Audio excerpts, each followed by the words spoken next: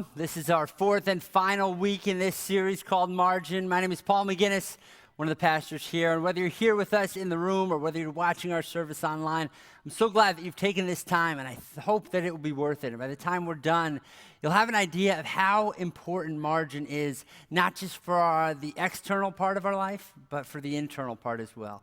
This is week 4, as I said, and so if you missed any of the others, you'd be wise to check that out. It's all on our website. I know that you'll enjoy that.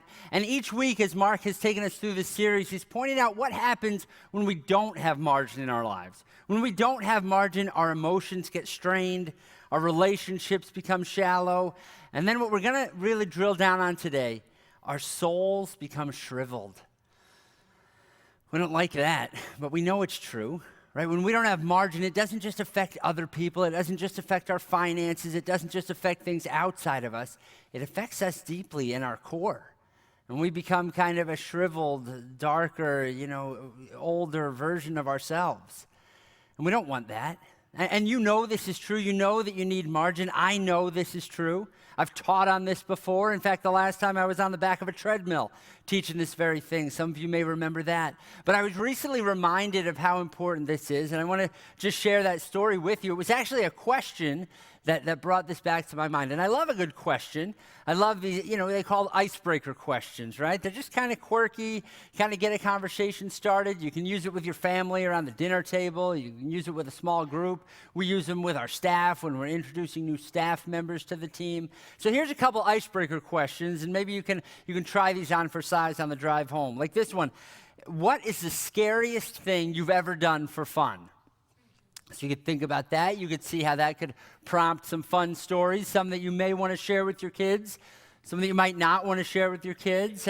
For me, it goes back to when I was in college and nearby Ricketts Glen. We're doing some hiking there, and me and a bunch of guys, we hiked to the top of a waterfall.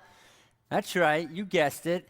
Then we jumped. Yeah, that's right, thrill seeker right here. Your pastor, wild man, 25 years ago. And we made sure it was deep enough, and there were some guys there kind of marking the spot, so if we got off, we'd land on them instead of I don't know what we were thinking, but that was fun. That was kind of scary. Or how about this question?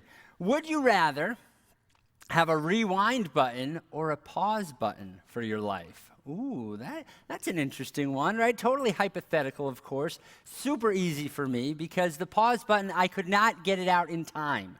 Right? There's no way I could pause because I just talked too quickly and I've already said the thing and I've already done the damage, so I just need the rewind button and I'd be like, oh, hold on. Ask me again how that dress makes you look. Let me try again because the first time I clearly botched it. Or, hold on, ask me again, is it this exit or the next exit? Because obviously it's my fault that we're lost now, and so let's just rewind. So for me, that's easy. And see, it just sparks some stories, some conversation. They're fun questions. But here's the one that got me. If you had one full day to do anything you want, what would you do?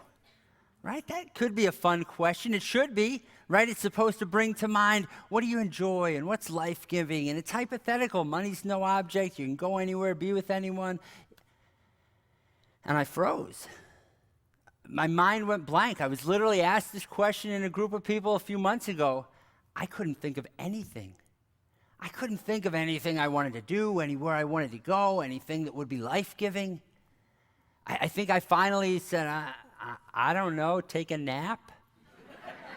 Like, seriously? This is the cliff-jumping pastor, and all you want to do is take a nap? Like, I had nothing. And that was, again, don't get me wrong, I have nothing against naps. I'm a fan of the big power nap. But this was a warning light on the dashboard. Right, this let me know something's not right, right? The tank is a little too empty. And at the time, that was true, right? My pace was too fast. My relationships were getting strained. I was having trouble breathing. I had to go get a stress test and see a counselor, which was super helpful, and get a chest x-ray and get some blood work done. And this was a warning sign to me that, you know what?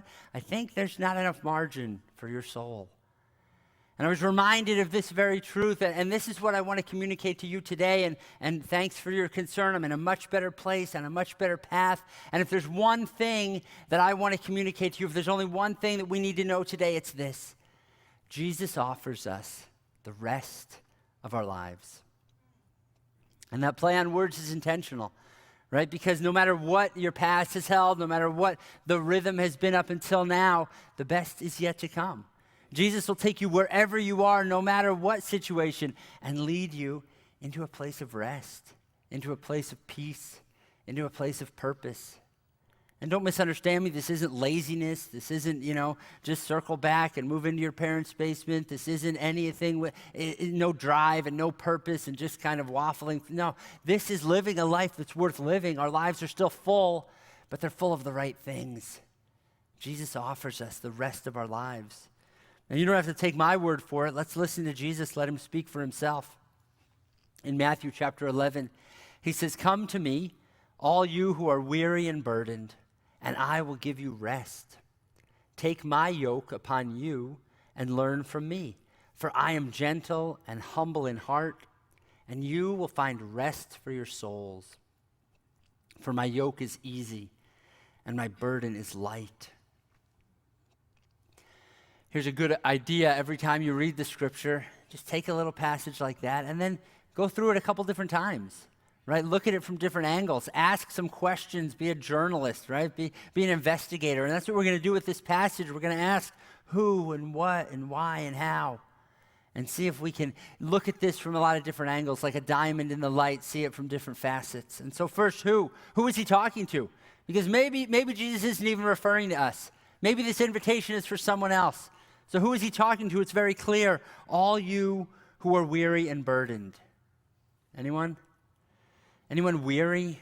Just kind of worn out, tired. You need a nap. You're burdened, kind of weighed down by guilt, by fear, by other people's expectations, by what you think other people's expectations are. We're weary. We're burdened. Let me throw a few more descriptors in there. We're scattered, right? Just kind of bouncing from one thing to the next without really much purpose or plan. We're hurried. We don't really have time to focus and be present and leave things we're always leaving things half done as we kind of hurry on to the next thing. We're reactive. We're not actually proactive in deciding what we should be pursuing, deciding and going after what's best. We're just reacting to what other people think and feel and want, or what we think they feel and want. And then we're exhausted. We're weary and discouraged. We're unsure if we're even, moving in the right direction and living life at the right pace. Does that sound familiar? If not, I guess you can go. I hope you enjoyed it. If so, stick around because you're in good company, right? 77% of Americans, according to a recent survey, experience physical signs of stress. 77% of us. That's nearly 4 out of 5 of us. And this is who Jesus is talking to, all of you who are weary and burdened. That's who. Now, why? Why is Jesus calling? Why is he making this invitation? What's the offer? I will give you rest. You will find rest, not just for your bodies, though we'll talk about that, not just for your schedules, but for your souls. A deep inner peace. Anybody buying what he's selling? I'll take some of that, that's for sure. A settledness, a fulfillment. Just this confidence that our life is being lived well. Not perfectly, right? We're not going to get there, but at least a sense that God is with us as we walk through life, this inner peace. And I want you to notice that what Jesus is talking about here, this is not a limited time offer. This was not a once in a lifetime opportunity. He didn't just show up and mention this once. Right, this is a theme. This is a theme that echoes the very beginning of creation, the very dawn of creation, all the way back to the book of Genesis. Genesis chapter 2, verse 2 says this: "By the 7th day, God had finished the work that he had been doing. So on the 7th day, he rested from all his work." Now, regardless of what you think of the origin of the universe, regardless of what you believe about Genesis and figurative or literal, put all that to the side for now and don't miss this. Don't miss this pattern that God created. God, the God of the universe, the one who never grows tired and weary, the one who certainly doesn't need to rest, decides to rest. It's a good idea whether we need it or not. And if God thought it was a good idea, it certainly is. And so God has this pattern where he works first and then he rests. And so much could be said about that. But here's all I want to point out. That God encouraged the same pattern for us. He just flipped the order. See, God worked for 6 days. All of creation was done in 6 days, and then he rested. But which of those days did he create mankind? It was on the 6th day. The last day, the pinnacle of his creative genius was creating Adam and Eve and starting this human race. And then their first day on was a day off. How do you like that? They were created on the 6th day, and then the 7th day God rested and invited them to rest with him, to be with him, to abide with him. They didn't have to earn it. They didn't have to strive for it. They didn't have to work for it. They could just rest in God's presence. And then after that, they got to work together. After that rest, out of that place of rest, they then pursue their calling and their life's work. God creates this pattern, and he invites us into this rest with him, and then he sends us out, fueled for what we need. And Jesus reminds us of what God began at the very dawn of creation when he says, come to me, rest and abide with me, and then go out. So that's who, those who are weary and burdened. That's why I will give you rest for your souls. But how is Jesus going to pull that off? How does he actually accomplish this? Because our lives are very burdened and we are weary. We already talked about that. What are we going to do with that in order to get the rest? And Jesus says, take my yoke upon you. My yoke is easy and my burden is light. Now, some of you just perked up because you're thinking breakfast foods. You're thinking eggs, you're thinking omelets, and you're like, what is Jesus talking about here? Bring to me your scrambled, broken selves, and I'll kind of sunny side up, light and fluffy, over easy. No, that's not what Jesus is talking about, but at least you're back with me now. There are a couple different uses of the word yoke. None of them have to do with breakfast. The first idea, it was really literal. Like a yoke was an actual piece of wood or sometimes metal. You could use it on animals. You could even use it on people, like on yourselves, and it would spread out the load, right? You'd have some oxen and you'd put a yoke on them, and it would allow whatever they were dragging, now it would spread out that load a little more evenly. People even used them sometimes. If they had to carry something big and they wanted to kind of strap it on their shoulders, that was a little bit easier to make that load easier to bear. Maybe the best modern example would be those baby carriers, right, that we strap on our back or on our front, and so we can carry the baby. The baby still weighs the same amount, and maybe you just don't have the hips that you need to kind of, this is where I'd use the rewind button and just ignore the hip metaphor. The idea being, whether it's a yoke or a baby carrier, it makes that burden a little easier to carry. And so that's the literal use of the word yoke. But then what happened in the first century is that teachers, and they were called rabbis, and Jesus was one of them, teachers that would want to help you figure out spiritual things, that would want to help you find that peace, find that relationship with God, reconnect your soul to God. They would have what they would call a yoke. And it was not a literal thing, it was a figurative thing. That was their teaching. Their teaching was their yoke. This is my interpretation of Scripture. This is my description of how you can find your way to God. My, way of life and my worldview was called a yoke. And teachers in that day, and really every religious system, has a yoke. Here's what you need to do and don't do and repent of and try a little bit harder, and here's the striving and the doing. And into that sea that started in the first century and continues right now, whether you talk about Hinduism or Buddhism or secularism or Islam, they all have this way. Here's what you have to do to get to God. And Jesus steps into that environment that has a very complicated, heavy yoke and different ways of getting to God. And Jesus says what no one else in all of history has ever been able to say. And he says, I can do that for you. You cannot do enough or try enough or work hard enough to get your own self to God. And so I will do that for you. I will take the yoke. I will carry the cross. I'll do the heavy lifting. You just stick with me. And if we're with Jesus, then we're in with God. And he says, take my yoke on you. My yoke is easy. My burden is light. Because I'll take your sin and I'll take your shame and I'll offer forgiveness. Jesus does what no one else can do then or now. He offers us a way to God that is easy and light. So that's the who, the why, the how. Now, what do we have to do to cash in on this? What do we have to do to tap in? What do we have to do to take him up on this offer? Well, let's start again. Come to me, all you who are weary and burdened, and I will give you rest. Take my yoke upon you and learn from me. For I am gentle and humble in heart, and you will find rest for your souls. For my yoke is easy and my burden is light. What does he ask of us? Come to me. Learn from me. It's much simpler than we make it. And that word come, it very literally means come here. Any parent knows this, right? I have 4 fantastic kids, and sometimes I'll want them to come, and I'll say, insert kid's name here, hey, come here. And what do they say? What do you want? I think I pretty clearly just said what I want, didn't I? I want you to come here. And what do they want to do? They want to stay there. They want to keep doing what they're doing, keep watching the video or playing the game or reading the book or doing the thing. And maybe bend an ear in my direction or kind of look and see if they can catch my eye, and they want to add me into what they're already doing. But when I say come here, I mean I want you to stop what you're doing. Hit pause or power or shut the book or stop the thing or get out of bed and actually stop what you're doing, move in my direction until you're with me. You ever think that might be what Jesus means?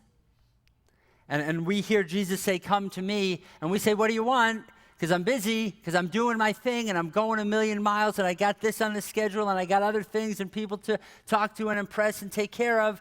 And Jesus says, no, I don't want you to just glance in my direction. I don't want you to just add me into your busy life. I actually want you to stop what you're doing. Stop spinning the plate. Stop juggling the ball. Stop whacking the molds. Actually put down your burdens, move toward me, and be with me. That's what come to me means. And it's the invitation that God's been whispering to us since the dawn of creation. And he still whispers it to us today. He says, come to me. Because here's the thing, Jesus doesn't sprint and he doesn't shout. He walks and he whispers. And so if we are going to spend time with Jesus, it's not going to be because he picks up his pace to keep up with us. And it's not going to be because he starts yelling louder over the noise that we've added into our lives. If we want to spend time with Jesus, we are the ones who need to make some rearrangements and turn down the volume and turn down the RPMs and move in his direction. And that invitation is always, always, always open to us. To come to me and learn from me. That literally means be my disciple. Follow me. You're not going to get it perfectly. That's not the point. But just learn how I do life and then try to do it similarly. Learn from me. Listen to this same passage, a paraphrase in a book called The Message. It says, are you tired? Are you worn out? Are you burned out on religion? Come to me. Get away with me, and you will recover your life. I will show you how to take a real rest. Walk with me and work with me. Watch how I do it. Learn the unforced rhythms of grace. I won't lay anything heavy or ill-fitting on you. Keep company with me, and you will learn to live freely and lightly. Why don't we take him up on that? Why don't we take advantage of that offer? There really, honestly, is no good reason. There is one common excuse, though. You've probably thought it already. That sounds good. That sounds great. Of course I want that. I just don't have time. Time is the number one excuse. People are just too busy to live emotionally healthy and spiritually rich lives. Really? Is that really true, though? I know we say it. I know we might even believe it, but is it really true? Because it's kind of like saying, I just don't have time to fill the car with gas. I'm just going to keep driving. I don't have time to actually sharpen the saw. I'm just going to keep whacking away. I don't have time to recharge the battery. I'm just going to keep going. I don't have time to fix the leak in the roof while it's small. I'll just kind of see what happens. And you know that in any of those situations, it's kind of ludicrous to say you don't have time for that. Because it's only going to, ignoring those things, the gas or the leak or the battery, it's only going to make things worse. Of course you have time for it. If you want to continue driving the car, you make time to fill it with gas. Our souls are no different, right? We can say we don't have time to tend to them, but then they shrivel up, and then the life that we're living is really not a life worth living. So if you really believe this, if you really think, I just don't have time, I dare you, track it. Like if you couldn't figure out where your money was going, you get a paycheck and then it's all gone, you would just track it. You'd figure out, hey, where am I spending my money? And let's kind of figure that out. Do the same thing with your time. Track it. Do an audit for 1 week. Just track where you spend your time, because guess what? You have the same amount as all of us, 24 hours a day. 168 hours a week. Everyone in history has had the same, and we all spend it on something. Both the frantic, hurried people and the people who live with a well soul. Right? We all spend it on something, and so just track that and figure it out. Maybe you really are too busy, and maybe some things need to change. Think of it like any other relationship. Right? If you want to start a relationship with someone, or you want to build a relationship with your spouse, it's going to require a certain amount of time. And if you end up saying, you know what, I really just don't have time to chat with you, or to go on an occasional date, or to connect with you, well, then you're just not going to have a good relationship. It's sad, but that's the reality. And it's no different with Jesus. See, Jesus never just wanted us to believe in him, or to agree with him, or to just, say we're a Christian. Jesus actually wants us to come to him and learn from him. He wants us to spend time with him. And if we're not ready and willing to do that, well, then we're not actually following Jesus. And I don't think that's what we want. We don't want to head down that path that leads to a shriveled soul and a shipwrecked life. We want something different. And so we're going to need to do something different. We're going to need to rearrange our lives. We're going to need to live differently than our society and our culture. We're going to need to do whatever it takes, because Jesus offers the rest of our lives. And now it's up to us to take him up on that. A pastor and an author named John Ortberg, he was talking to his mentor named Dallas Willard. And John asks one of those great questions. He says, what do I need to do to become the me I want to be? Wow, that's powerful. There's a good question. And there's a pause, and Willard thinks about it for a moment, and then he says, you must ruthlessly eliminate hurry from your life. Now, there was no Twitter at the time, otherwise that would have broken the internet. Right? And John quickly scribbles it down on a napkin or a piece of paper, and then he says, okay, what else? And Willard says, there is nothing else. Hurry is the great enemy of our spiritual life in our day. You must ruthlessly eliminate hurry from your life. Corrie ten Boom said, if the devil can't make you bad, he'll make you busy.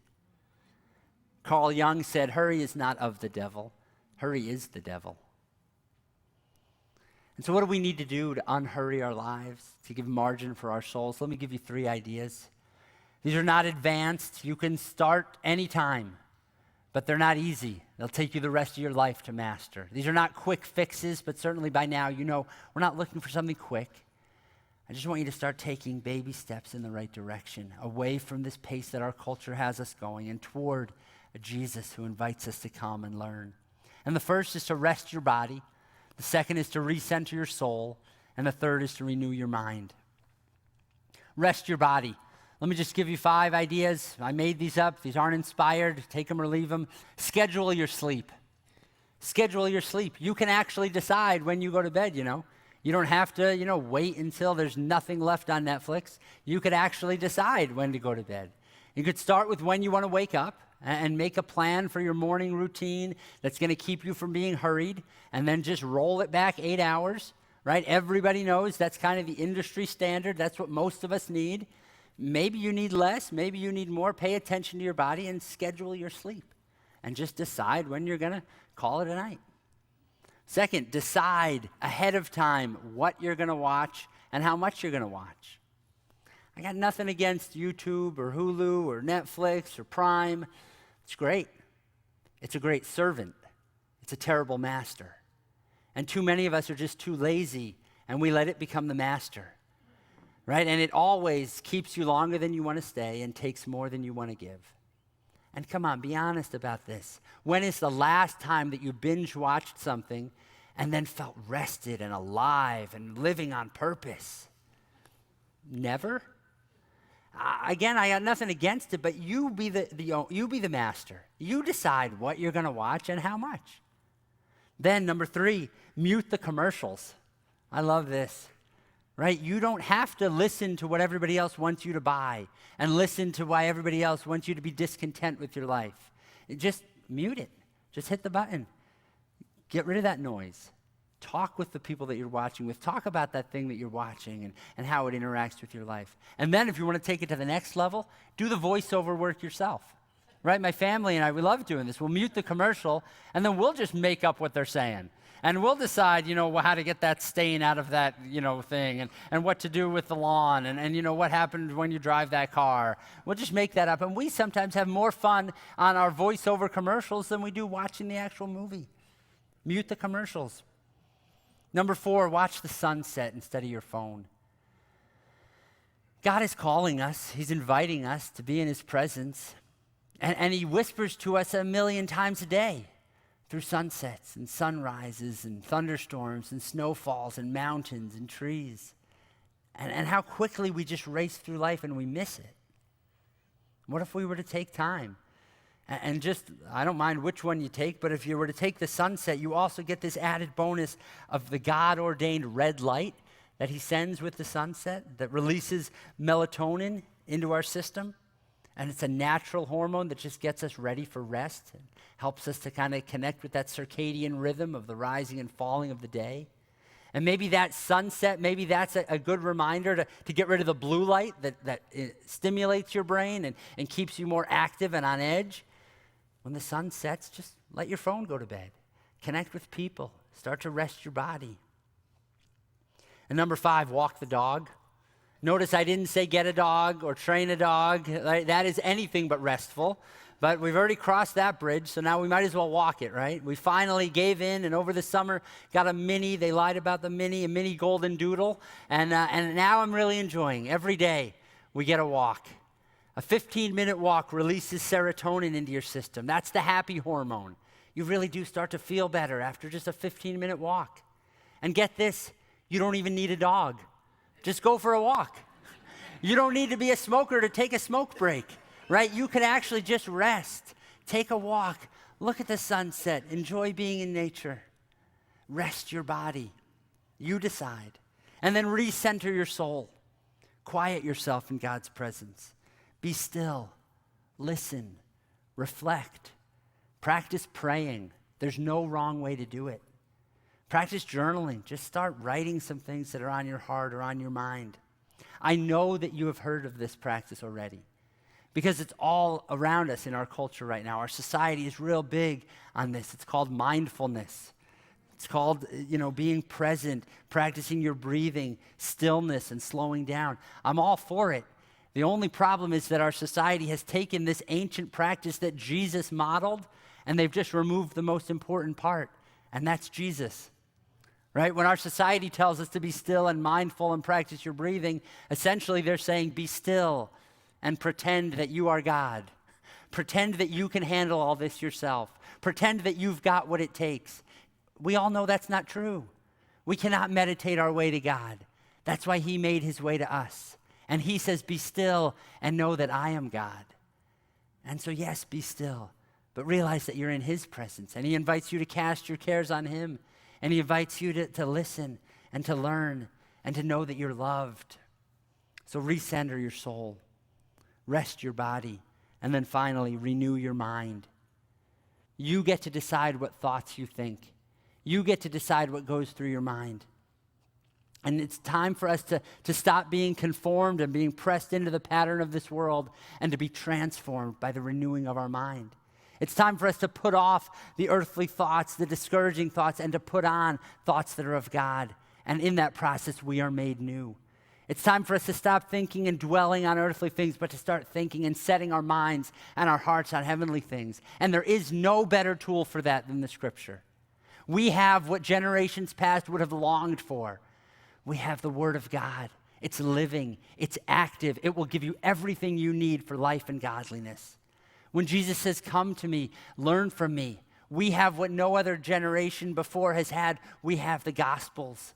We have these biographies of Jesus' life and death and resurrection. Spend time in those. They're called Matthew, Mark, Luke, and John. Just take one of them at a time. Take one chapter a day and just spend time reading that. Learn from Jesus. Ask yourself, what's happening here? Summarize that chapter. What's interesting here? What stands out to me? What's God speaking to my heart? And then what's next? What's happening? What's interesting? What's next? Ask some of those questions of one chapter. Do it from now until Easter and see what happens. Rest your body. Recenter your soul. Renew your mind. It's exactly what Jesus offers us to do. You are too busy. You are not too busy for that. There's nothing better you could be doing with your time. I've been doing this for a long time, constantly nudging you toward the next step in your spiritual life and your journey. And if I could just have one wish, if I could just have one thing that I would wish for you, and it would be granted. One step that you could take. If I could wave that magic wand and just get it. The one thing that I would pray for, that I would wish for, that I would hope for more than anything else, is that you would spend the first chunk of every day in the presence of your Heavenly Father, reminding yourself of who you are and who He is. That you would spend that time resting and recentering and renewing. That you would reflect on Him, that you would read His Word, that you would talk back to Him, that you would find that that's where you get charged and recharged and sharpened and refueled for the day. If I had one wish, it would be that you would do what we're about to do in a few moments here. That you would take Jesus up on His offer when He says, "Come to me, all you who are weary and burdened, come to me, and I will give you rest." And I know that in those moments you will hear the voice of God saying, be still, my child, and know that I am God."